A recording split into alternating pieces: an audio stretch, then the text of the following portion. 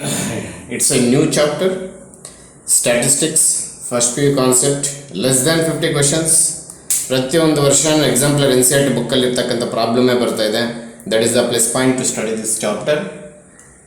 Here you know basics. It is the chapter you know from since 9th standard ಅಲ್ವಾ. 9th, 10th, first PUC 3 ವರ್ಷಗಳಿಂದ ಇದು ನೀವು chapter ಓದಿರ್ತೀರ.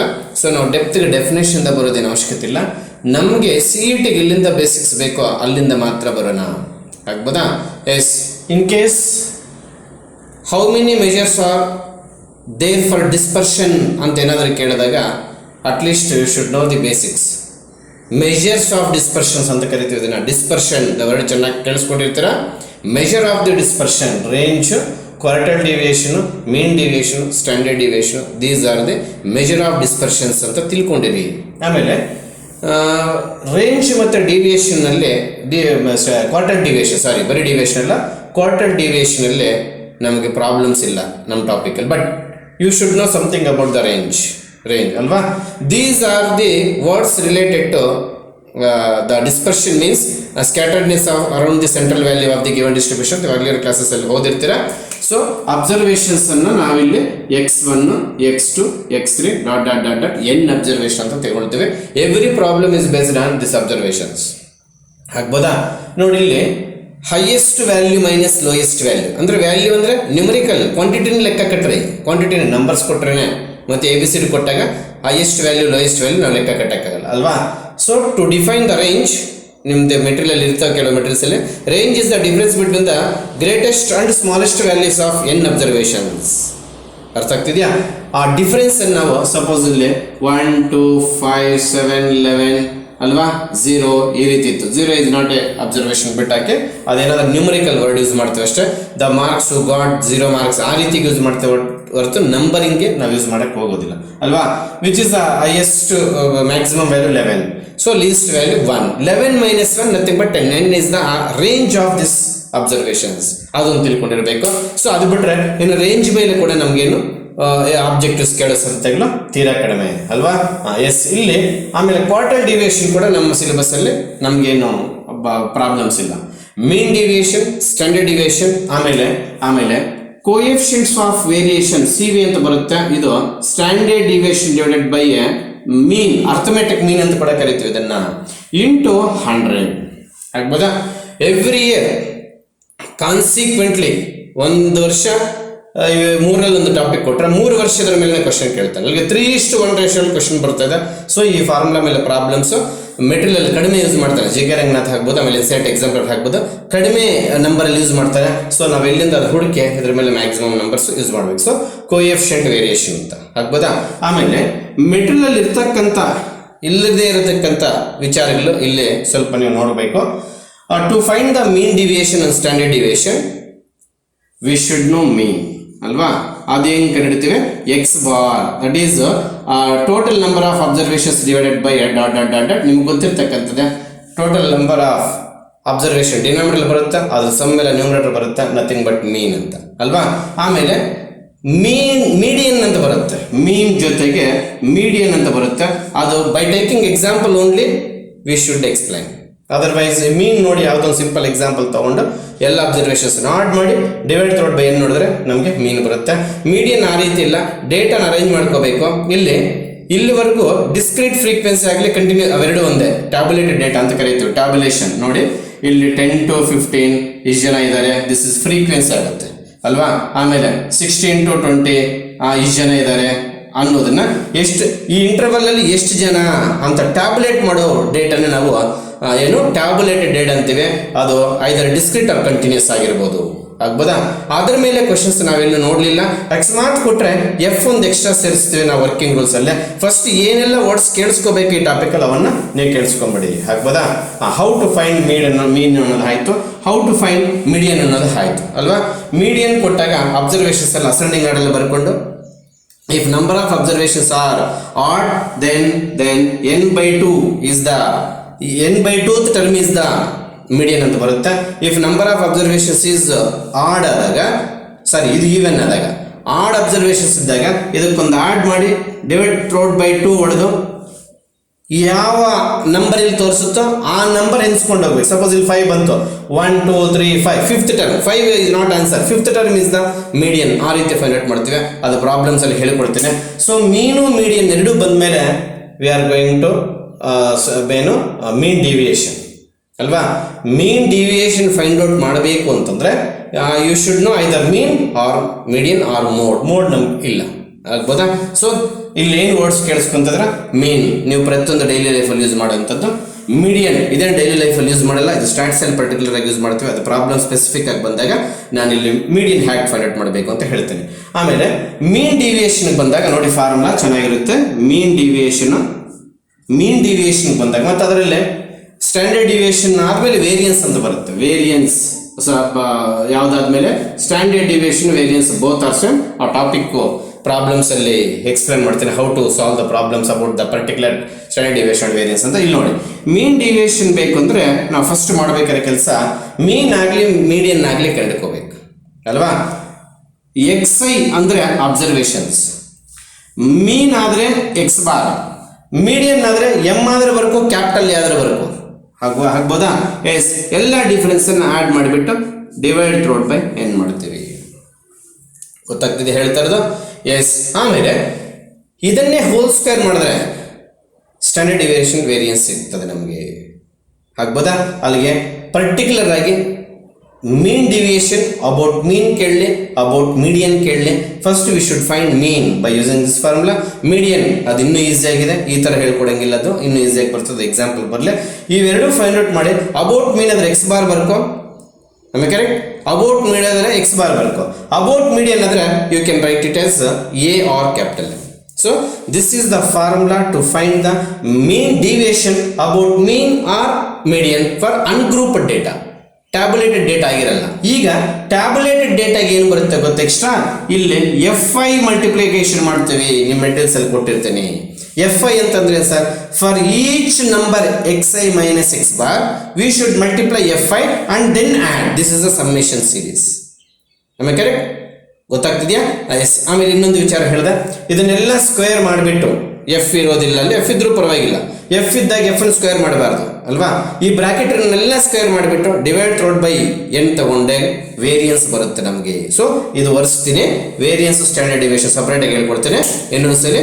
ನಮ್ಗೆ ಇಲ್ಲಿ PU ಬೇಕಾಗಿರೋ basics we are starts from range, quartile deviation, mean deviation, standard deviation. These four are the measures of dispersion. ಗೊತ್ತಿರಲಿ, measure of dispersion ಮೇಲೆ question ಕೇಳಿದ್ರು ಹೇಳಕ್ ಬರೋದಿಲ್ಲ. ಆಮೇಲೆ what is meant by range ಅಂದಾಗ the difference between maximum and minimum value of the observations is nothing but range. ಆಮೇಲೆ ಹಂಗೆ ಹೋದ್ರೆ ಕ್ವಾರ್ಟಲ್ ಡಿವಿಯೇಷನ್ ಬಗ್ಗೆ ನಾವೇನು ಟಚ್ ಮಾಡೋದು ಬೇಡ, ನಮ್ಮ ಮೇಲೆ ಇರ್ತಕ್ಕಂಥದ್ದು ಪ್ರಾಬ್ಲಮ್ಸ್ ಆಲ್ವೇಸ್ ನಮ್ಮ question paper. Mean deviation, standard deviation, variance ಅಲ್ವಾ. The positive square root of variance is nothing but standard deviation, ಆಗ್ಬೋದಾ. So if you come to know the mean deviation about the some data in statistics, please first you should mean or median. If you should find out whether mean or median. If you find mean ಅಂದ್ರೆ ಅವನೇ ಕೊಟ್ಟಿರ್ತಾರೆ using ಮೀನ್ using median ಅಂತ, ಆವಾಗ X ಬಾರ್ನ ಇಲ್ಲಿ ಹಾಕಬೇಕು.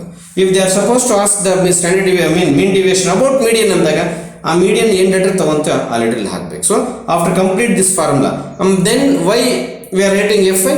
ಅದೇ tabulated data ಹೇಳಿದ್ನಲ್ಲ, ಡಿಸ್ಕ್ರೀಟ್ ಆರ್ ಕಂಟಿನ್ಯೂಸ್ ಡೇಟಾಗೆ FI ಮಲ್ಟಿಪ್ಲೈ ಮಾಡಬೇಕು. ನಮ್ಮ ಪ್ರಾಬ್ಲಮ್ಸ್ ಇದ್ರೆ ಮಾಡೋಣ, ಇಲ್ಲಾಂದ್ರೆ FI ಬಿಟ್ಟು ಮಾಡೋಣ. ಇದನ್ನು ಸ್ಕ್ವೇರ್ ಮಾಡಿ ಸಿಗ್ಮಾ ತಗೊಂಡ್ರೆ ವೇರಿಯನ್ಸ್ ಬರುತ್ತೆ. ಅಷ್ಟಕ್ಕೆಲ್ಲ ಸ್ಕ್ವೇರ್ ರೂಟ್ ಬರ್ಕೊಂಡ್ರೆ ಸ್ಟ್ಯಾಂಡರ್ಡ್ ಡಿವಿಯೇಷನ್ ಬರುತ್ತೆ. ಅದರಲ್ಲಿ ಪಾಸಿಟಿವ್ ಸ್ಕ್ವೇರ್ ರೂಟ್ ತೆಗೆದುಕೋಬೇಕು, ಆಗ್ಬೋದಾ. Yes yes, listen carefully. Variance ಅನ್ನೋ ಟಾಪಿಕ್ ಬರೋದಾದರೆ ನಮಗೆ XI ಅಬ್ಸರ್ವೇಷನ್ಸ್ ಕೊಟ್ಟಿರ್ತಾರೆ, ಐ ವ್ಯಾಲ್ಯೂಸ್ ಹಾಕ್ಕೊಂಡು ಹೋಗ್ತಾ ಇದ್ರೆ X1 X2 X3 ಬರ್ತಾ ಇರುತ್ತೆ. ಅಬೌಟ್ ಮೀನ ಅಬೌಟ್ ಮೀಡಿಯನ್ ಅನ್ನೋದು ಅವನೇ ಕಡಿತಾನೆ. ಅಬೌಟ್ ಮೀನ್ ಆದರೆ we have to find out X bar and subtract each mean value from each observation. ಆಮೇಲೆ ಕರೆಕ್ಟ್. ಎಸ್, ಆಗ್ಬೋದಾ. ಈಗ ನಾನು ಏನು ಹೇಳ್ಕೊಡ್ತೇನೆ ವೇರಿಯನ್ಸ್, ಇದನ್ನ ಹೋಲ್ ಸ್ಕ್ವೇರ್ ಮಾಡ್ತೀವಿ. ಅಂದರೆ ಆಡ್ ಮಾಡಾಕದ್ಮೇಲೆ ಹೋಲ್ ಸ್ಕ್ವೇರ್ ಮಾಡಬಾರ್ದು. ಪ್ರತಿಯೊಂದು ಅಬ್ಸರ್ವೇಷನ್ XI X ಬಾರ್ ತೆಗೆದಾಕಿ ಬರೋದನ್ನ square plus square plus square plus square ಅದನ್ನೆಲ್ಲ ಸೇರಿ ಸಿಗ್ಮಾ ತಗೊಂಡು ಡಿವೈಡ್ ರೋಡ್ ಬೈ n ಮಾಡ್ತೇವೆ. We get the variance. How many steps? Step number 1, find mean or median. Step number 2, subtract each observation by mean. Am I correct? And square all the individual answers, not whole answer, and take the sum. Take the sum and divide through by number of observations. We get the variance. And standard deviation is always positive. Please catch this point. Am I correct? The positive square root of variance is nothing but actually variance ನಾವು sigma square ಅಂತ ಕರಿತೀವಿ. Standard deviation ನಾವು sigma ಅಂತ ಕರಿತೀವಿ. The positive square root of variance is nothing but positive square root ಅಂದ್ರೆ standard deviation always positive sir 100%. Keep it in mind. ಇದು ಯಾವ ಕಾರಣಕ್ಕೂ ನೆಗೆಟಿವ್ ಬರಕ್ಕೆ ಸಾಧ್ಯವೇ ಇಲ್ಲ. ಯಾವುದು? Standard deviation. The standard deviation is positive square root of the variance. Don't confuse in the examination. Square root ಬರೋದು ಸ್ಟ್ಯಾಂಡರ್ಡ್ ಡಿವಿಯೇಷನ್ಗೆ ಬಟ್ ನಾಟ್ ವೇರಿಯನ್ಸ್. ಎಲ್ಲಾದರೂ ಸ್ಟ್ಯಾಂಡರ್ಡ್ ಡಿವಿಯೇಷನ್ ಕೊಟ್ಟು ನಮಗೆ ವೇರಿಯನ್ಸ್ ಕೇಳಿದಾರೆ ಅಂದ್ರೆ ನಾವು ವೇರಿಯನ್ಸ್ ಅನ್ನ ಸ್ಕ್ವೇರ್ ನಂಬರ್ ಅಲ್ಲಿ ತಗೊಳ್ತೀವಿ. ಚೆನ್ನಾಗಿ ನೆನ್ಪಿಟ್ಕೊಳ್ಳಿ, ಮತ್ತೆ ಅದ್ರ ಮೇಲೆ ಪ್ರಾಬ್ಲಮ್ಸ್ ಬರುತ್ತೆ. If they are given something data in standard deviation, we have to find the variance about that variance of particular standard deviation. So ಅಲ್ಲಿ ಏನೇ ಕಾನ್ಸ್ಟೆಂಟ್ಸ್ ಬರಲಿ, ಏನೇ ಡೇಟಾ ಕೊಟ್ಟಿರಲಿ, ಅದನ್ನು ಸ್ಕ್ವೇರ್ ಮಾಡಿ ನಾವು ತೆಗೆದುಕೊಳ್ತೀವಿ. That is the relationship between standard deviation and variation. Don't confuse. ವೇರಿಯೇಷನ್ಗೆ square root ಇರೋದಿಲ್ಲ, ಸ್ಟ್ಯಾಂಡರ್ಡ್ ಡಿವಿಯೇಷನ್ಗೆ ಸ್ಕ್ವೇರ್ ರೂಟ್ ಇರುತ್ತೆ. ನೀವೆಲ್ಲಾದರೂ ಮಾರ್ಕ್ ಮಾಡ್ಕೊಳ್ಳಿ, ಕನ್ಫ್ಯೂಸ್ ಮಾಡ್ಕೋಬೇಡಿ. ಅವನು ಆಪ್ಷನ್ಸ್ ಅಲ್ಲಿ ಸ್ಟ್ಯಾಂಡರ್ಡ್ ಡಿವಿಯೇಷನ್ ಕೇಳಿ ವೇರಿಯನ್ಸ್ ಬರೋ ಆಪ್ಷನ್ ಕೊಟ್ಟಿರ್ತಾನೆ, ವೇರಿಯನ್ಸ್ ಕೇಳಿ ಸ್ಟ್ಯಾಂಡರ್ಡ್ ಡಿವಿಯೇಷನ್ ಬರೋ ಆಪ್ಷನ್ ಕೊಟ್ಟಿರ್ತಾರೆ. ಯಾಕೆ ಹುಡುಗರು ಕನ್ಫ್ಯೂಸ್ ಮಾಡ್ಕೊಂಡು ಒಂದಕ್ಕೊಂದು ಬರೀತಾರೆ ಅಂತ. ಕರೆಕ್ಟ್? ಅರ್ಥ ಆಯ್ತಾ? ಆಮೇಲೆ ಡಿಸ್ಕ್ರೀಟ್ ಫ್ರೀಕ್ವೆನ್ಸಿ ಕೊಟ್ಟಾಗ ಅಂದ್ರೆ ಟ್ಯಾಬ್ಲೆಟೆಡ್ ನಥಿಂಗ್ ಬಟ್ ಕಂಟಿನ್ಯೂಸ್ ಈ ತರ ಕೊಟ್ಟಾಗ ಇದಕ್ಕೆ ಸೇಮ್ FI ಇಂದ ಮಲ್ಟಿಪ್ಲಿಕೇಶನ್ ಮಾಡ್ತೀವಿ ಅಲ್ವಾ? And one more formula is there to find the variance. ಅದಕ್ಕೆ ನಾವು ಮತ್ತೆ ಸ್ಕ್ವೇರ್ ರೂಟ್ ತೆಗೆದುಕೊಳ್ಳೋಣ. ಅಲ್ಲಿಗೆ ಇದಕ್ಕೆ ಸ್ಕ್ವೇರ್ ರೂಟ್ ತೆಗೆದುಕೊಂಡ್ರೆ ನಾವು ಇನ್ನೊಂದ್ಸರಿ ಹೇಳ್ಕೊಡ್ತಿದ್ದೀನಿ. Sigma xi minus x bar whole square whole divided by n. ಇಲ್ಲಿ ಒಂದು ವಿಚಾರ ಚೆನ್ನಾಗಿ ನೆನ್ಪಿಟ್ಕೋಬೇಕೆಲ್ರು, ಈ n ಸ್ಕ್ವೇರ್ ರೂಟ್ ಕೂಡ ಆಗುತ್ತೆ, ಈ n-ಗೂ ಆಗುತ್ತೆ ಸ್ಕ್ವೇರ್ ರೂಟು ಅಲ್ವಾ? ಹಿಂಗ್ ಬರೆಯಂಗಿಲ್ಲ, ಹೊರಟೋಯ್ತು. ಇವೆಲ್ಲ ಇವತ್ತು ನಾಳೆ ಬಿಸಿಯಾಗಿ ನೆನಪಿರ್ತದೆ. ಒಂದು ವಾರ ಒಂದು ತಿಂಗಳಾದ್ಮೇಲೆ ಏನು ಸ್ಕ್ವೇರ್ ರೂಟ್ ಬಗ್ಗೆ ಹೇಳಿದ್ರೆ ಮ್ಯಾಕ್ಸ್ ಅದು ಫುಲ್ ಇರಬೇಕಾ ಅಥವಾ ಸ್ಲೋ ಕಡಿಮೆ? ಯಾಕಂದ್ರೆ one thing you should remember, the whole positive square root of variance ಅಂದಮೇಲೆ n ಕೂಡ ವೇರಿಯನ್ಸ್ ಸೇರ್ಕೊಂಡು ಅಂದ್ರೆ ಇದಕ್ಕೂ ಸೇರಿಸಿ ಸ್ಕ್ವೇರ್ ರೂಟ್ ನೋಡಿ. ಕಲಿಯೋದು ಅಬ್ಸಲ್ಯೂಟ್ ಆಗಿ ಕಲಿತ್ರೆ ನಮ್ಗೆ ಡೌಟ್ಸ್ ಇರೋದಿಲ್ಲ. ಅಸ್ಕೋ ಯಾರು ಈ ಸ್ಕ್ವೇರ್ ರೂಟ್ n ಬಿಡ್ತಾರೋ ಅವ್ರದ್ದು ಮಾರ್ಕ್ಸ್ ಹೊಟ್ಟೋಗುತ್ತೆ. ಅವನು ಆ ಸ್ಕ್ವೇರ್ ರೂಟ್ n ಬಿಟ್ಟಾಗ ಏನು ರಾಂಗ್ ಆನ್ಸರ್ ಬರುತ್ತೆ ಅದು ಕೂಡ ನಿಮ್ಗೆ ಆಪ್ಷನ್ಸ್ ಅಲ್ಲಿ ಮಾಡಿಕ್ಕಿರ್ತಾನೆ. ಯಾಕಬೋದಾ? So standard, this is the relationship between standard deviation and variance. Suppose sir ಇಲ್ಲಿ ಫ್ರೀಕ್ವೆನ್ಸಿ ಕೊಟ್ಟಾಗ ಏನು ಮಾಡ್ತೀವಿ sir? Nothing, each observation is multiplied by FI. ಅದೇನು ಸರ್ ಮಲ್ಟಿಪ್ಲೈ ಮಾಡೋದು? ಹೇಳ್ತೀನಿ. ಎಲ್ಲ ಸ್ಕ್ವೇರ್ ಮಾಡಕ್ಕೆ ಆ್ಯಡ್ ಮಾಡಾಕದ್ಮೇಲೆ FI ಮಲ್ಟಿಪ್ಲೈ ಮಾಡೋದಲ್ಲ, ಒಂದೊಂದು ಅಬ್ಸರ್ವೇಷನ್ಗೆ ಒಂದು FI. ನೋಡಿ ಇಲ್ಲಿ xi ತಗೊಂಡಿದ್ರಲ್ಲ, ನಿಮ್ಗೆ ಕಾಣಿಸ್ತಿರ್ಬೋದು ಇಲ್ಲಿ xi. If you take i is equal to 1, x1, ಇಲ್ಲಿ f1 ಮಲ್ಟಿಪ್ಲೈ ಮಾಡಬೇಕು. ಅವಾಗ x1 ಮೈನಸ್ ಮೀನ್ ಏನು ಬರುತ್ತೋ ಅದಕ್ಕೆ f1 ಮಲ್ಟಿಪ್ಲೈ ಮಾಡಬೇಕು. x5 ಮೈನಸ್ ಮೀನ್ ಏನು ಬರುತ್ತೋ ಅದಕ್ಕೆ f5 ಮಲ್ಟಿಪ್ಲೈ ಮಾಡಬೇಕು. ಆ ಸಮ್ಮನ್ನೆಲ್ಲ ಆ್ಯಡ್ ಮಾಡಬೇಕು. If you take square root for that ಅಂದ್ರೆ ಸ್ಕ್ವೇರ್ ರೂಟ್ ಹೊಡಿಬೇಡಿ ದಯವಿಟ್ಟು ಯಾರು ಕೂಡ. Individual square, this square is not for whole, this square only for xi bar xi minus x bar. ಈ ಸ್ಕ್ವೇರ್ ಬರೀ ಈ ಪರ್ಟಿಕ್ಯುಲರ್ ಟರ್ಮ್ಸ್ ಮಾತ್ರ, ಹೋಲ್ ಸ್ಕ್ವೇರ್ ಇಲ್ಲ, ಅದಕ್ಕೆ ಕ್ಯಾನ್ಸಲ್ ಮಾಡಕ್ಕೆ ಹೋಗಬಾರ್ದು. This is the relation between standard deviation and variance. Yes. ಆಮೇಲೆ ಒಂದೇ ಒಂದು ನಿಮಿಷ ಇಲ್ಲಿ ನೋಡಿ. ಇಲ್ಲಿ x1 ಇದು ನೋಟ್, ಈ ಪಾಯಿಂಟ್ ಇಲ್ಲ, ನೀವು ನೋಟ್ ಮಾಡ್ಕೋಬೇಕಾಗುತ್ತೆ. ಸ್ಟ್ಯಾಂಡರ್ಡ್ ಡಿವಿಯೇಷನ್ ಬಗ್ಗೆ ಮಾತಾಡೋಣ. S. x1 x2 x3 dot are n observations ಹಾಕ್ಬೋದಾ? With mean m and standard deviation is S. ಅರ್ಥ ಆಯ್ತಾ? ಅದೇ ಅಬ್ಸರ್ವೇಷನ್ಗೆ we are going to add something. ಏನು? x3ಗೆ ನಾವು ಏನು ಮಾಡಕ್ಕೆ ಹೋಗಿದ್ರೆ ನೋಡಿ, ಎಲ್ಲ ಅಬ್ಸರ್ವೇಷನ್ಸ್ಗೆ ನಾವು some k is added. Then anything change in standard deviation ಅಂದ್ರೆ nothing will be changed. Standard deviation of n observations after adding particular constant, no change. Standard deviation no change. ಇಲ್ಲೆಲ್ಲಾದರೂ ಮಾರ್ಕ್ ಮಾಡ್ಕೊಳ್ಳಿ ನೀಟಾಗಿ, ನಿಮ್ಗೆ ಅರ್ಥ ಆಗೋ ಲ್ಯಾಂಗ್ವೇಜ್ ಎಲ್ಲ ಬರ್ಕೊಳ್ಳಿ. if x1 x2 x3 dot n observation with mean ಏನು? with mean m and standard deviation is s ಅಂತ ಕೊಟ್ಟಿರ್ತಾನೆ ಅಂತ ಇಟ್ಕೋ ಅಲ್ವಾ? ಆಗ x1 plus k x2 plus k x3 plus k standard deviation ಏನಾಗುತ್ತಂದ್ರೆ ಅವನು ಸ್ಟ್ಯಾಂಡರ್ಡ್ ಡಿವಿಯೇಷನ್ ಏನು ಕೊಟ್ಟಿರ್ತಾನೋ ಅದೇ ಆನ್ಸರ್ ಇಲ್ಲಿ ಬರುತ್ತೆ ಹೊರತು ಚೇಂಜ್ ಆಗಲ್ಲ. ಅಲ್ಲಿಗೆ ಏನು ಕಳ್ತಾರೆ ಸರ್ ಇದರಲ್ಲಿ ತಾವು ಅಂದ್ರೆ if you add same thing to n observations having the mean m and its standard deviation is s, then the original standard deviation add ಮಾಡಿರ್ತಕ್ಕಂಥ observation standard deviation nothing will be changed. ಅಂದರೆ ನೀವು ಸಮಥಿಂಗ್ಗೆ add ಮಾಡಿದ್ಮೇಲೆ standard deviation find out ಮಾಡಿದಾಗ ಎಷ್ಟಿರುತ್ತೋ ಏನು add ಮಾಡಿದ್ರೆ x1 x2 x3 standard deviation ಅಷ್ಟೇ ಇರುತ್ತೆ. ಅಲ್ಲಿಗೆ standard deviation of n observations and standard deviation of n observations each term is added to same constant k or all both are same. ಅಂದ್ರೆ ಇದೇನು ಬರುತ್ತೋ ಅದು ಅದೇ ಬರುತ್ತೆ. So this is note point. And second note point if you multiply each observation by something constant ಆವಾಗಲೇ ಏನು ಮಾಡಿದ್ವು, addition ಮಾಡಿದ್ವು. ಆಮೇಲೆ standard deviation also multiplied by the some constant. ನೋಡಿ ಇಲ್ಲಿ ಸ್ಟ್ಯಾಂಡರ್ಡ್ ಡಿವಿಯೇಷನ್ ನೋ ಚೇಂಜ್, ಎಸ್ ಎ ಬರುತ್ತೆ ಆನ್ಸರ್. ಇಲ್ಲಿ ಸ್ಟ್ಯಾಂಡರ್ಡ್ ಡಿವಿಯೇಷನ್ ಚೇಂಜ್ ಆಗುತ್ತೆ ಏನು ಮಾಡಿದಾಗ, ಪರ್ಟಿಕ್ಯುಲರ್ ಕಾನ್ಸ್ಟೆಂಟ್ಸ್ ಮಾಡಿದಾಗ. ಆಮೇಲೆ standard deviation and variance of constant always zero. Constant ಅಂದ್ರೆ ಈಗ ನೋಡಿ ಕಾನ್ಸ್ಟೆಂಟ್ ನಥಿಂಗ್ ಬಟ್ ಒಂದು ಟರ್ಮ್ ಕೂಡ ಇರೋದಿಲ್ಲ ಅಂತ. ಈಗ ಇಲ್ಲಿ x1 x2 x3 nothing but three terms ಅಲ್ವಾ. ಹಾಗೆ ಈಗ ಸಪೋಸ್ ಈ ಕೆ ನ 2 ತೆಗೆದುಕೊಂಡಿದೆ ನಾವು, x1 x2 x3 ಎಲ್ಲ ಏನು n ಅಬ್ಸರ್ವೇಷನ್ಸ್. ಹಾಗಾದ್ರೆ ಕೆ ಪ್ಲೇಸ್ ಏನಿಲ್ಲ, ಕೆ ರೋಲ್ ಏನು, ಇಟ್ ಇಸ್ ಎ ಕಾನ್ಸ್ಟೆಂಟ್. ಇದಕ್ಕೆ ಸ್ಟ್ಯಾಂಡರ್ಡ್ ಡಿವಿಯೇಷನ್ ಮತ್ತೆ ವೇರಿಯನ್ಸ್ ತೆಗೆದುಕೊಂಡು ಹೋಗೋದಾಗ ಈ ಕೆಗೆ ವ್ಯಾಲ್ಯೂ 0 ಆಗುತ್ತೆ, ನೆನ್ಪಿಟ್ಕೊಳ್ಳಿ. ಆಗ್ಬೋದಾ? This is something about standard deviation. ಇದು ನಿಮ್ಗೆ ಎಲ್ಲೂ ಮೆಟೀರಿಯಲ್ಸ್ ಅಲ್ಲಿ ಕಾಣಿಸದೇ ಇರ್ಬೋದು. ನೋಟ್ 1 ಬರ್ಕೊಳ್ಳಿ. If x1 x2 x3 dot with mean m and its standard deviation yes, then x1 plus k x2 plus k x3 plus k observation standard deviation no change. ನಿಮ್ಮ local ಹೆಂಗೋ ಬರ್ಕೊಳ್ಳಿ. ನಾನು ಪಾಠ explain ಮಾಡೋಕ್ಕೆ ಹೇಗೋ ಬರೆದುಬಿಟ್ಟೆ, ನಾನು notes dictate ಮಾಡೋಕ್ಕೆ ಬರ್ದಿದ್ದು sentence formation ಮಾಡುತ್ತಿದ್ದೆ. ನಿಮಗೆ ಅರ್ಥ ಮಾಡ್ಕೋಬೇಕಾದ್ರೆ n ಅಬ್ಸರ್ವೇಷನ್ಸ್ಗೆ ಸೇಮ್ ಥಿಂಗ್ ಆ್ಯಡ್ ಮಾಡಿದಾಗ original standard deviation of n observations ಏನಿದೆಯೋ ನೆಕ್ಸ್ಟ್ ಚೇಂಜ್ ಅಂದರೆ ಆ್ಯಡಿಂಗ್ ಇನ್ಕ್ರೀಸ್ ಅಥವಾ adding K on both side ಅಥವಾ increasing every number by K on both sides, ಅವಾಗಲೂ ಕೂಡ ನಮಗೆ ಸ್ಟ್ಯಾಂಡರ್ಡ್ ಡಿವಿಯೇಷನ್ ಎಸ್ಸೇ ಬರುತ್ತೆ, nothing will be changed. So no change in standard deviation. ಅದೇ ನಾವು ಪ್ರತಿಯೊಂದು ಅಬ್ಸರ್ವೇಷನ್ಗೆ ಇಲ್ಲಿ ಏನಾದರೂ x1 x2 x3 ಮಲ್ಟಿಪ್ಲೈ ಮಾಡೋಕ್ಕೆ ಹೋದಾಗ ಆವಾಗ ಸ್ಟ್ಯಾಂಡರ್ಡ್ ಡಿವಿಯೇಷನ್ ಕೂಡ ಅಬ್ಸರ್ವ್ ಇಂದ ಮಲ್ಟಿಪ್ಲೈ ಆಗುತ್ತೆ. ಆಮೇಲೆ standard deviation variance of constants always 0. ಇಲ್ಲಿ ಕಾನ್ಸ್ಟೆಂಟ್ ತೋರಿಸು ಸರ್ ಕೆ ಅಲ್ವಾ, ಸಪರೇಟ್ ಆಗಿದ್ರೆ ಈ ರೀತಿ ಇದ್ರೆ ಆಗೋದಿಲ್ಲ. And some standard deviations are given. We have data in terms of standard deviation. Their question asking in terms of variance. ಆಗ every constant we have to square. ಅದನ್ನ ನಾವು ಮರೆಯಕ್ಕೆ ಹೋಗಬಾರ್ದು. ಆಗ್ಬೋದಾ? Yes one more formula is there for variance depending on situation. ನಾವು ಎರಡು ಕಲ್ತಿಟ್ಕೋಬೇಕು. ಇಲ್ಲಿ sigma xi whole square divided by n. ಯಾವ ಕಾರಣಕ್ಕೂ ಈ ಸ್ಕ್ವೇರ್ ಸಿಗ್ಮಾಗಾಗಲ್ಲ. xi ನ ಸ್ಕ್ವೇರ್ ಮಾಡಿದ್ಮೇಲೆ ಬರೋ ಆನ್ಸರ್ನೆಲ್ಲ ಸಮ್ ಮಾಡಬೇಕು.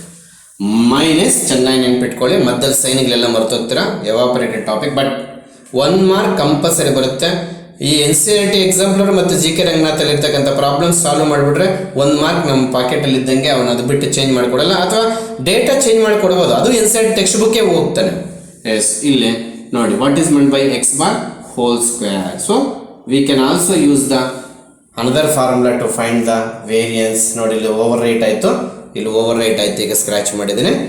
Sigma xi whole square divided by n, ಇಲ್ಲೇ mean of x whole square. ಇಷ್ಟು ಸಿಂಪ್ಲಿಫಿಕೇಶನ್ ಮಾಡಿದಾಗ ಫಸ್ಟ್ ಇದನ್ನೆಲ್ಲ ಫೈಂಡ್ ಔಟ್ ಮಾಡಾಕಿ, ಆಮೇಲೆ ಕರೆಕ್ಟ್ ಫಸ್ಟ್ ಇದನ್ನೆಲ್ಲ ಫೈಂಡ್ ಔಟ್ ಮಾಡಾಕ್ಬಿಟ್ಟು ನಂತರ ಬರೋ ಮೀನ್ ಸ್ಕ್ವೇರ್ನ ಸಬ್ಟ್ರಾಕ್ಟ್ ಮಾಡಬೇಕು. ಇದರಲ್ಲಿ this is separate quantity, this is separate quantity, subtract ಮಾಡಿದಾಗ ಏನು ಬರುತ್ತೋ that is the variance. And the positive square root of variance is nothing but standard deviation. Keep it in mind.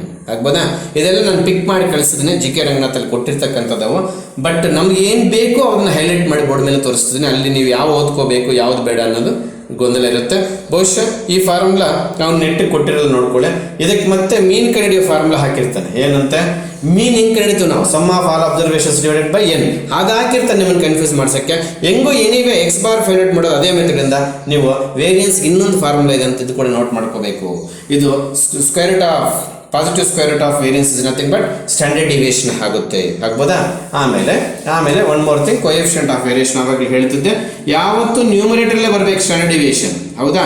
Divided by mean, arithmetic mean ಅಂತ word use ಮಾಡ್ತಾನೆ. ಇಲ್ಲಿ ಸೀಟ್ example ಕೊಡಬೇಕಾದ್ರೆ into 100. This is the formula to find the CV coefficient variation. Standard deviation x bar ಇವೆರಡು interchange ಮಾಡಿದ್ರೇನು answer ಹೊಟ್ಟೋಗುತ್ತೆ. ಅವನು ನೀಟಾಗಿ ಇವೆರಡು ಇಂಟರ್ಚೇಂಜ್ ಮಾಡಿದಾಗ ಬರೋ ಆನ್ಸರ್ ರಾಂಗ್ ಆನ್ಸರ್ ಕೂಡ ನಿಮ್ಗೆ ಆಪ್ಷನ್ಸ್ ಅಲ್ಲಿ ಕೊಟ್ಟಿರ್ತಾರೆ. So this is the formula to find the coefficient of variation. ಆಗ್ಬೋದಾ? ಎಸ್. ಈಗ ನಾವು ಏನೇನು ಈಗ ಫಾಸ್ಟ್ ಆಗಿ ಹೇಳ್ಕೊಟ್ಟಿದ್ರೆ, ಫಾಸ್ಟ್ ಏನಿಲ್ಲ, 5 ಕಾನ್ಸೆಪ್ಟ್ 20 ನಿಮಿಷ ಮಾಡಿದ್ದೇವೆ, ಏನು ಫಾಸ್ಟ್ ಇಲ್ಲ ಎಂಥದ್ದಿಲ್ಲ. ಮತ್ತೆ ಪ್ರಾಬ್ಲಮ್ಗೂ ಈ ಪ್ರಾಬ್ಲಮಲ್ಲಿ ಏನು ಕಾನ್ಸೆಪ್ಟ್ ಯೂಸ್ ಮಾಡ್ತಾ ಇದೀವಿ ಅಂತ ಪರ್ಫೆಕ್ಟಾಗಿ ಹೇಳ್ಸ್ಕೊಂಡು ಬರೋಣ. ಒಂದು ಕಡೆಯಿಂದ ಈಸಿಯಾಗಿ ಬರೋವಂಥದ್ದು ಮಾರ್ಕ್ ಅಂತಂದರೆ CET ಎಕ್ಸಾಮಲ್ಲಿ 100% ಕ್ಯಾಲ್ಕುಲಸ್ ಬಿಟ್ಟ ಮೇಲೆ ಇಲ್ಲೇ. ಆಗ್ಬೋದಾ? Yes. If you come to the NCERT, ನಾನು ಕಳಿಸಿರೋದು ನಿಮಗೆ GK ರಂಗನಾಥ್ ಮೆಟೀರಿಯಲ್ ಇರ್ತಕ್ಕಂಥ ಪಿಕ್ ಕಳಿಸಿದ್ರೆ, ಬಟ್ ಮೆಜಾರಿಟಿ ಸ್ಟೂಡೆಂಟ್ಸು ಎಕ್ಸಾಂಪ್ಲರ್ನ ಸಂಪಾದನೆ ಮಾಡ್ಕೊಂಡಿರ್ತಾರೆ, GK ರಂಗನಾಥ್ ಇಲ್ದಿರೋ. ಬಟ್ ಇವಾಗ ನಾನು 2 ಕಾಂಪನ್ಸೇಷನ್ ಮಾಡ್ತೇನೆ, ಡೋಂಟ್ ಕನ್ಫ್ಯೂಸ್. ಎಕ್ಸಾಂಪ್ಲರ್ ಟೆಕ್ಸ್ಟಲ್ ನಂಬರ್ ಎಷ್ಟು, GK ರಂಗನಾಥ್ ಅಲ್ಲಿ ಟೆಕ್ಸ್ಟಲ್ ನಂಬರ್ ಎಷ್ಟು ಅಂತ 2 ಹಾಕ್ತೀನಿ ಅಲ್ವಾ? ಎಸ್. ಎಕ್ಸಾಂಪ್ಲರ್ ಟೆಕ್ಸ್ಟ್ ಬಂದರೆ 277 ಅಲ್ವಾ? ಪೇಜ್ ನಂಬರು ಕರೆಕ್ಟಾಗಿ ಇಲ್ಲಿ ನೋಡ್ಕೊಳ್ಳಿ. ಎಸ್. ಕ್ವಶನ್ ಬರೀಬೇಕಾದ್ರೆ ಮ್ಯೂಟ್ ಮಾಡ್ತಾ ಇದ್ದೀನಿ, ಟೈಮ್ ಕೂಡ ಬರಲಿ ಅಂತ. The very first problem, page number 277, that is in NCERT, page number NCERT ಅಲ್ವಾ? GK ರಂಗನಾಥ್ ಅಲ್ಲಿ that is A first problem. ಅಲ್ಲಿಗೆ ನಾನು ಇಲ್ಲಿ 7/1 ಅಂತ ಹಾಕ್ತಾ ಇರ್ತೀನಿ. 7 ಅಂದರೆ NCERT ಅಲ್ಲಿ ಇರ್ತಕ್ಕಂಥ ನಂಬರು, 1 ಅಂತಂದರೆ GK ರಂಗನಾಥ್ ಅಲ್ಲಿ ಇರ್ತಕ್ಕಂಥದ್ದು. ಯಾಕಂದರೆ ಒಂದೊಂದ್ಸಲ ಕ್ವಶನ್ ನಂಬರ್ ಓಪನ್ ಮಾಡಿ ಪಾಪ ಆನ್ಸರ್ಸ್ ನೋಡ್ತಾ ಇರ್ತಾರೆ, ಈ ಆನ್ಸರ್ ಯಾವ ಕ್ವಶನ್ಗೆ ಅನ್ನೋದು ನೆನಪಿರೋದಿಲ್ಲ, ಕೆಲವರ ಹತ್ರ ಕ್ವಶನ್ಸ್ ಇಲ್ಲ. ಆ ಕಾರಣಕ್ಕೆ ರಿಸ್ಕ್ ತಗೊಳ್ತಾ ಇದ್ದೀನಿ. I am showing 2 question numbers year. ಒಂದು NCERT ಬುಕ್ಕಲ್ಲಿ ಇರ್ಬೋದು, ಇನ್ನೊಂದು ಏನು ನಾನು ಪಿಕ್ ಕಳಿಸಿರೋದ್ರಲ್ಲಿ ಇರ್ಬೋದು. ಏನೇ ಆಗಲಿ ನೀವು ಆನ್ಸರ್ ಯಾವ ಕ್ವಶನ್ಗೆ ಹೇಳ್ಕೊಡ್ತಾ ಅನ್ನೋದು ಗೊಂದಲಕ್ಕೆ ಏನೋ ನೀವು ಹೋಗ್ಬಿಟ್ರೆ ಮತ್ತೆ ಆನ್ಸರ್ ಅರ್ಥ ಆಗೋದು ನಿಮ್ಮ ಕೈಯಲ್ಲಿ ಆಗೋದಿಲ್ಲ. Yes. These are the 3 problems in NCERT text book 277 solve problems. But steps ಎಲ್ಲ ಇರಿಸಿಬಿಟ್ಟಿದ್ದಾನೆ, ಅದಕ್ಕೆ ಅವು ಕೂಡ ಸಾಲ್ವ್ ಮಾಡೋಕ್ಕೆ ಬರ್ತಾ ಇದ್ದೀನಿ. ಆಗ್ಬೋದಾ? 7 in the sense this is the problem in NCERT for 7th problem ಅಂತ ಪೇಜ್ ನಂಬರಲ್ಲಿ. 1 in the sense first problem ಏನು ನಾನು ಪಿಕ್ ಮಾಡಿ ಕಳಿಸಿದ್ನೋ ಅದು ಅಲ್ವಾ? ನೋಡಿ, mean deviation they are asking. ಆಮೇಲೆ ಕರೆಕ್ಟ್ ಮೀನ್ ಡಿವಿಯೇಷನ್ ಅವರು ಕೇಳಿರ್ತಕ್ಕಂಥದ್ದು ನಮಗೆ ಅಲ್ವಾ? ಇಲ್ಲಿ 6 ಅನ್ನೋದು ನಮಗೆ ಏನು ಬಂತು, ಮೀನ್ ಬಂತು. About mean they are asking. Yes. ಅಲ್ಲಿಗೆ 42/6 ಅನ್ನೋದು ಬಂತು ಅಲ್ವಾ? ಈಗ ನಾವು ಏನು ಮಾಡ್ತೀವಿ ನೋಡಿ, ಇಲ್ಲಿ ಎಲ್ಲರೂ ಕೇರ್ಫುಲ್ ಆಗಿ ಅಬ್ಸರ್ವೇಷನ್ ಮಾಡಿ. ಇಲ್ಲಿ ನಾವು ಫಾರ್ಮುಲಾ ಬರೆದ ನಂತರ ಸ್ವಲ್ಪ ರಿಸ್ಕ್ ಕಡಿಮೆ ತೆಗೆದುಕೋಬೇಕು. ಇಲ್ಲಿ xi minus x bar hole divided by n. Already ನಮಗೆ n ಎಷ್ಟು ಅಂತ ಗೊತ್ತೆಲ್ಲರಿಗೂ, ನಮಗೆ ಕರೆಕ್ಟ್. ಇನ್ನು xi ಮೈನಸ್ x ಬಾರ್ ಹೆಂಗೆ ಕಂಡುಹಿಡಿಯೋದು ಅಂತ ಎಲ್ಲರಿಗೂ ತೋರಿಸ್ಕೊಡ್ತಾ ಇದ್ದೇನೆ. ಪ್ಲೀಸ್ ಎಲ್ಲರೂ ಇಲ್ಲಿ ನೋಡಬೇಕು. ಇದು this is I think 42/7 that is equals to answer is 6 ಅಲ್ವಾ? ಎಸ್. ಪ್ಲೀಸ್ ಎಲ್ಲರೂ ನೋಡಿ, ಬೇರೆ ಕಲರ್ ಯೂಸ್ ಮಾಡ್ತಾ ಇದ್ದೇನೆ. ಇಲ್ಲಿ ಬರೋಂಥ ಪ್ರತಿಯೊಂದು ಅಬ್ಸರ್ವೇಷನ್ ನೋಡಿ. What is the difference between 6 and 4? What is the difference? ಆ ಡಿಫರೆನ್ಸ್ ನಿಮ್ಗೆ ಗೊತ್ತಿರಬೇಕು. ಸಾರಿ, 6 and 4 ಅಲ್ಲ, 2 and 6 ಡಿಫರೆನ್ಸ್. xi ಅಂದರೆ ಫಸ್ಟ್ ಅಬ್ಸರ್ವೇಷನ್, ಮೀನ್ ಅಂದರೆ 6. 6 - 2 ನಥಿಂಗ್ ಬಟ್ 4. ಆ 4 ಪಾಸಿಟಿವ್ ಎಲ್ಲ ಬರ್ಕೋಬೇಕು. 2 - 6 6 - 2ನ ಬರ್ಕೋಬಾರ್ದು, ಜಸ್ಟ್ ಡಿಫರೆನ್ಸ್. ಆಮೇಲೆ ಕರೆಕ್ಟ್. ನೆಕ್ಸ್ಟ್ ಅಬ್ಸರ್ವೇಷನ್ ಏನು? 9 ಅಲ್ವಾ? What is the difference between 9 and 6? 3. Next observation ಕೂಡ 9 3. What is the difference between 6 and 9? 3. What is the difference between 6 and 3? ಅದೇನು ಬರುತ್ತೆ? 3 ಬರುತ್ತೆ ಅಲ್ವಾ? 3 6ಗೂ ಡಿಫರೆನ್ಸ್ 3ನೇ, 9 6ಗೂ ಡಿಫರೆನ್ಸ್ 3ನೇ. 2 3 ಆಗ್ಬೋದು ಸರ್, 2 9 ಇಲ್ಲಿದೆ. ಆಮೇಲೆ what is the difference between 6 and 6? 0. What is the difference between 9 and 6? Again 3. What is the difference between 4 and 6? 4 and 6 again 2. ಇಷ್ಟನ್ನೆಲ್ಲ ಕೊಡಬೇಕು. ಅಲ್ಲಿಗೆ ಇನ್ನೊಂದ್ಸರಿ ಹೇಳ್ಕೊಡ್ತಾ ಇದ್ದಾರೆ, ಯಾವ ನಂಬರ್ ಸರ್ ತಾವಿಲ್ಲಿ ಬರೆದಿದ್ದು ಅಂದರೆ ನಾವೇನು x ಬಾರ್ ಫೈಂಡ್ ಔಟ್ ಮಾಡ್ಕೊಂಡು ಆ ನಂಬರ್ಗೆ ಕ್ವಶನಲ್ಲಿ ಕೊಟ್ಟರು ನಂಬರ್ಗೆ ಎಲ್ಲ ಇಂಡಿವಿಜುವಲ್ ಡಿಫರೆನ್ಸ್ ತೆಗೆದುಕೋಬೇಕು. ಇಲ್ಲಿ ಸಪ್ರೇಟ್ ಮಾಡುವಾಗ ಏನಾದ್ರು ತಪ್ಪು ಬರೆದಿದ್ರೆ ನಮಗೆ ಯಾವಾಗ ತಪ್ಪು ಆನ್ಸರ್ ಬರುತ್ತೆ. ಅದು ನೀವು ಆಗ್ಬೋದು, ನಾನು ಆಗ್ಬೋದು. ಅಡಿಷನಲ್ಲಿ ಸಬ್ಟ್ರಾಕ್ಷನಲ್ಲಿ ಏನಾದರೂ ಹೋದರೆ ಅಲ್ಲಿ ನಿಮ್ಮ ಕತೆ ಮುಗಿಯಿತು. ನ್ಯೂಮರೇಟರ್ ಗ್ರೀನ್ ಕಲರ್ ಬರೆದಿರ್ತಕ್ಕಂಥದ್ದು the difference of all observations with respect to 6. ಅದನ್ನು ಅಡಿಷನ್ ಮಾಡ್ತಾನೆ. ಆಮೇಲೆ ಕರೆಕ್ಟ್, ಅದನ್ನು ಅವನು ಅಡಿಷನ್ ಮಾಡಿಬಿಟ್ಟು ಆನ್ಸರ್ ಅವನೇ ಕೊಡ್ತಾನೆ. ಕ್ಯಾಲ್ಸಿ ಇರೋದಿಲ್ಲ ಎಕ್ಸಾಮಿನೇಷನ್, ನೀವೆಲ್ಲ ಆ್ಯಡ್ ಮಾಡ್ಕೋಬೇಕು. ಅದು ಅಡಿಷನ್ ಡಿವಿಷನ್ ಕೊಡೋ ನಂತರ ಹೇಳ್ಸ್ಕೊಬೇಡ. ಒಂದು ಪ್ರಾಬ್ಲಮ್ ಹೇಳ್ಕೊಡ್ತೀನಿ. 4 + 3 7 + 10 + 13 + 16 + 2 ನಥಿಂಗ್ ಬಟ್ 18 ಆಗುತ್ತೆ. ದಟ್ ಈಸ್ ಈಕ್ವಲ್ಸ್ ಟು 18 / 7 ಅಂದರೆ ಪಕ್ಕ 2 ಅಂತೂ ಬರುತ್ತೆ. ಅವನೇನು ಮಾಡ್ತಾನೆ, ಅವನೇನು ಮಾಡ್ತಾನೆ ಗೊತ್ತಾ, ಎಲ್ಲಾನು 2 ಪಾಯಿಂಟ್ ಸಮಥಿಂಗ್ ಅಲ್ಲೇ ಕೊಟ್ಟಿರ್ತಾನೆ. ನಿಮ್ಗೆ ಅವ್ನ ಕೆಲಸ ಇರೋದಿಲ್ಲ ಅಂತ ಗೊತ್ತು, ಬಟ್ ನಿಮ್ಗೆ ಟೈಮ್ ಫ್ಯಾಕ್ಟರ್ ಅರ್ಜೆಂಟಲ್ಲಿ ಏನೋ ಒಂದು ಮಾಡಿಬಿಡ್ತೀರಾ. ಆಗ್ಬೋದಾ? ಆ ಥರ ಮಾಡೋದು ಬೇಡ. ಸರಿಯಾಗಿ ಆ್ಯಡ್ ಮಾಡಿದೀವ. 13 + 3 16 + 2 ನಥಿಂಗ್ ಬಟ್ 18 ಸರಿಯಾಗಿ ಆ್ಯಡ್ ಮಾಡಿದ್ರೆ ನೋಡಿ. ಇಲ್ಲಿ ಡಿವಿಷನ್ ಯಾಕೆ ನಿಮ್ಮ ಹತ್ರ ಇಳಿಸ್ಕೊಳ್ತೀರಾ? 2 7s 14 ಆಯಿತು ಅಲ್ವಾ? 2 7s 14 ಆಯಿತು. 18 4 ಇರುತ್ತೆ, ಪಾಯಿಂಟ್ ಇಟ್ಕೊಳ್ತೀಯಾ. ಇಲ್ಲಿ 0 ಬರ್ಕೋಬೋದು. ಸಾರಿ, ಎಸ್, ಇಲ್ಲಿ ಪಾಯಿಂಟ್ ಇಟ್ಕೊಂಡಿದ್ವಿ. ಆಗ್ಬೋದಾ? ಎಸ್. 7 5s 35. ಆಮೇಲೆ ಕರೆಕ್ಟ್.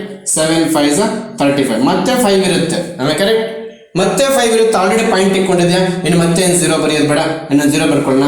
7 7s 49. ಅಲ್ಲಿ ಡಿಫ್ರೆನ್ಸ್ ಕಡಿಮೆ ಆಯಿತು. ಡಿಫ್ರೆನ್ಸ್ ಕಡಿಮೆ ಆಯಿತು ನೋಡಿ. What is the difference between 15 49? Just 1. ಈಗ ಮತ್ತೆ ಏನಾದರೂ ನಾವು 0 ಕ್ಯಾರಿ ಮಾಡಿಕೊಂಡ್ರೆ 10 ಆಗುತ್ತೆ. ಅವಾಗ ಮತ್ತೆ 1 ಇಂದ ಸ್ಟಾರ್ಟ್ ಆಗುತ್ತೆ. ಸೊ ಅಲ್ಲಿಗೆ 2.5. This is how to. Okay, ಕಾಣಿಸ್ತಿಲ್ಲ ಡಿವಿಷನ್. ಸ್ವಲ್ಪ ಕ್ಯಾಮರಾ ಆ ಕಡೆ ತಳ್ತೀನಿ ನಾನು. ಡಿವಿಷನ್ ಕಾಣಿಸ್ತಿಲ್ಲ ನೋಡಿ. ಇನ್ನೊಂದ್ಸರಿ ಆ ಕಡೆ ತಳ್ತೀನಿ. ಎಸ್. 7 ಇಂದ ಫಸ್ಟ್ 2 ಟೈಮ್ಸ್ ಹೋಯ್ತು. ಆಮೇಲೆ 35 ಕ್ಯಾರಿ ಆಯಿತು. 5 ಟೈಮ್ಸ್ ಹೋಯ್ತು. ಆಮೇಲೆ 7.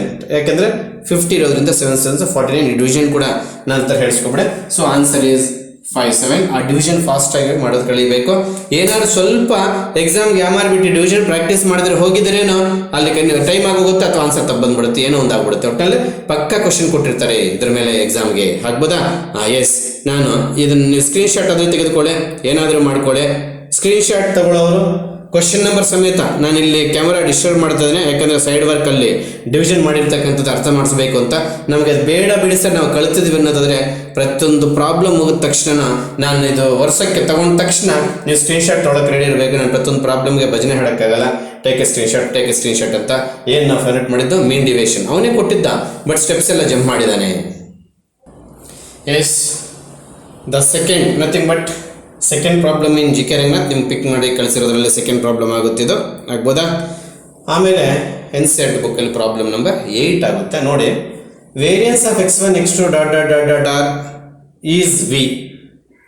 ಯಾವುದೋ n ಅಬ್ಸರ್ವೇಷನ್ಸ್ ವೇರಿಯನ್ಸ್ ಫೈನಟ್ ಮಾಡಿದರೆ ನಮಗೆ ವಿ ಅನ್ನೋ ಆನ್ಸರ್ ಬಂದಿದೆ ಅಲ್ವಾ? ಆಮೇಲೆ ಅದೇ ಅಬ್ಸರ್ವೇಷನ್ಸ್ಗೆ ನಾವು k ಇಂದ ಮಲ್ಟಿಪ್ಲಿಕೇಶನ್ ಮಾಡ್ತೀವಿ. ಆವಾಗ variance also is multiplied by k. ಆಮೇಲೆ ಕರೆಕ್ಟ್. ಆ ಲೆಕ್ಕಾಚಾರಕ್ಕೆ ಬಂದಾಗ ಇಲ್ಲಿ ನಮಗೆ ವೇರಿಯನ್ಸ್ ಆಫ್ 2 4 5 6 8 10 2 ನೋಡಿ. ಇಲ್ಲಿ ನೋಡಿ, ಇದನ್ನ ಯಾಕೆ ಮಲ್ಟಿಪ್ಲಿಕೇಶನ್ ಮಾಡಿದೆ ಅಂತ ಹೇಳ್ತಾ ಇದ್ದೀನಿ. 2 4 6 8 ನಿಮ್ಮ ಕ್ವಶನ್ ಕೊಟ್ಟಿರ್ತಕ್ಕಂಥದ್ದು 70 ಅಲ್ವಾ? ಇದರದು 23 ಪಾಯಿಂಟ್ ಸಮಥಿಂಗ್ ಅಂತ ಕೇಳಿದ್ದಾರೆ ಅಲ್ವಾ? 23 ಪಾಯಿಂಟ್ ಸಮಥಿಂಗ್ ಇದರದ್ದು ವೇರಿಯನ್ಸ್ ಎಷ್ಟು? 23 ಪಾಯಿಂಟ್ ಎಷ್ಟು ಕೊಟ್ಟಿದ್ದಾರಲ್ಲ, ಸರಿಯಾಗಿ ಕಾಣಿಸಿರೋ 3 ಆಗಿದೆ. ಎಸ್. ಏನಿದು? ಇದು variance. This is the variance. ಯಾವ ಪ್ರಾಬ್ಲಮ್ ಎಕ್ಸ್ಪ್ಲೇನ್ ಮಾಡ್ತಾ ಇದ್ದಾರೆ? ಎ ಇತ್ತು ಜಿ ಕೆ ರಂಗದ second. This is general explanation. This is particular date of question number 8 or 2. ಆಮೇಲೆ ಕರೆಕ್ಟ್. ಇದನ್ನು ಮತ್ತೆ ಅವನು ಏನು ಮಾಡ್ತಾನೆ? 2 ಇಂದ ಮಲ್ಟಿಪ್ಲಿಕೇಶನ್ ಮಾಡ್ತಾನೆ ಅಲ್ವಾ? ವೇರಿಯನ್ಸ್ ಈಸ್ 4 8 12 18 34 ಈ ರೀತಿ. ಆಗ್ಬೋದಾ? 16 ಸಿಗಲಿಲ್ಲ ಆದರೂ ಸಾರಿ, ಇದು 16 ಆಗುತ್ತೆ. 8 2 16 ಆಗುತ್ತೆ. 6 2 yes. What is the difference between these 2 numbers? Every number is multiplied by 2. ಬೇಕಾದ್ರೆ ನೋಡಿ, ಅಲ್ಲಿಗೆ variance of some numbers 2 4 6 8 17 is 23.33. ಆದರೆ what is the variance of 4 8 12 16 34? You should careful observe here. This data is entirely multiplied by 2 here. Am I correct? So answer also multiplied by 2 ನಿಮಗೆ ಕಾಣಿಸ್ತಾ ಇರ್ಬೋದು. ಅಲ್ಲಿಗೆ ಆ ಕಡೆ ಶಿಫ್ಟ್ ಮಾಡಿ ನಾನು ಸ್ವಲ್ಪ ಮೂವ್ ಮಾಡ್ತೇನೆ. ಎಸ್, ಒಂದು ನಿಮಿಷ ಇಲ್ಲಿ ನೋಡಿ. 30 ಈ ನಂಬರ್ಸು ಈ ನಂಬರ್ ಆಗಬೇಕಾದ್ರೆ ಏನರಿಂದ ಮಲ್ಟಿಪ್ಲೈ ಮಾಡಿದ್ರು? 2 ಇಂದ.